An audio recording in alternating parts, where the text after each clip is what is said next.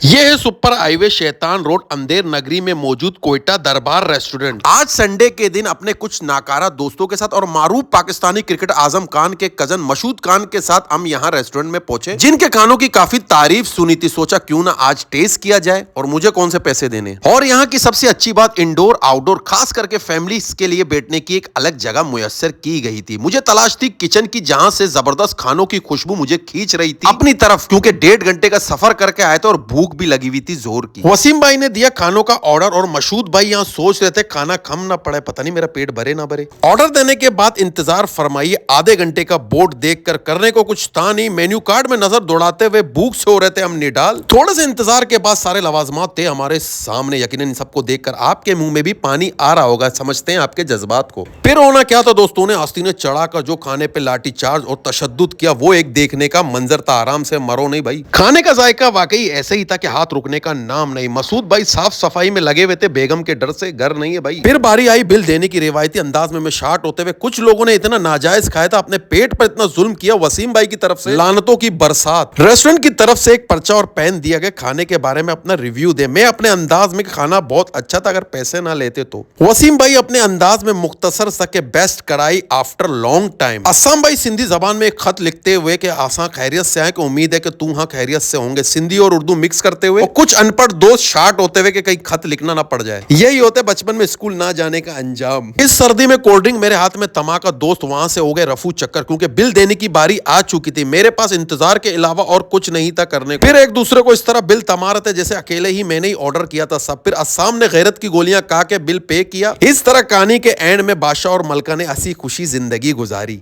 यहाँ मशहूद भाई के दिमाग में ख्याल आया कि घर जाके फिर बीवियों के वही पुराने चेहरे देखने से अच्छा जब आजादी मिली है क्यों ना अच्छे से एंजॉय करें। और हम पहुंचे बेरिया टाउन। मशहूद भाई गाड़ी का शीशे ही साफ कर लेते। यहाँ रात का खूबसूरत नजारा और अमीर तरीन मोहतरमा बिल्ली साहिबा जो बेरिया टाउन की रिहाइश पजीर थी, इनको सलामी देखकर यहाँ के चमचमकती लाइटों को और साफ सुथराई को देखकर हम भी दंग रह गए, क्योंकि इस तरह की चीजों के हम आदी नहीं। कराची शहर में रहने वाले जब तक कचरे की बदबू मिलावट खाना गंदगी बचपन से देखते हुए आ रहे हैं। जब आप हमको अच्छे माहौल में डालने की कोशिश करेंगे तो हम एडजस्ट नहीं कर पाएंगे, क्योंकि आदत ही नहीं है। क्यों सिंध गवर्नमेंट। यहाँ एक जबरदस्त मैसेज और अच्छी अच्छी बातें करने के बाद मुझे लगा कि कल सुबह मुझे फांसी है। कुछ वक्त के लिए सही, लेकिन अच्छी आबोहवा में थोड़ा सा टाइम स्पेंड करने के बाद निकल पड़े अपने घर की तरफ। पहुंचे महमूदाबाद अंधेर नगरी चौपट राज, जहां लाइट भी नहीं थी। कच्ची आबादी वालों अल्लाह तुम्हें पूछे। मशहूद भाई का शुक्रिया अदा करके सबने गले से लगा कर, क्योंकि आज का सारा क्रेडिट जाता है इनके सर। फिर चलते हैं व्लॉग के क्लाइमैक्स की तरफ। उम्मीद है कि व्लॉग पसंद आया होगा। अब तक के लिए इजाजत। अस्सलाम वालेकुम रहमतुल्लाहि व बरकातहू। वैसे लाइट कब आएगी?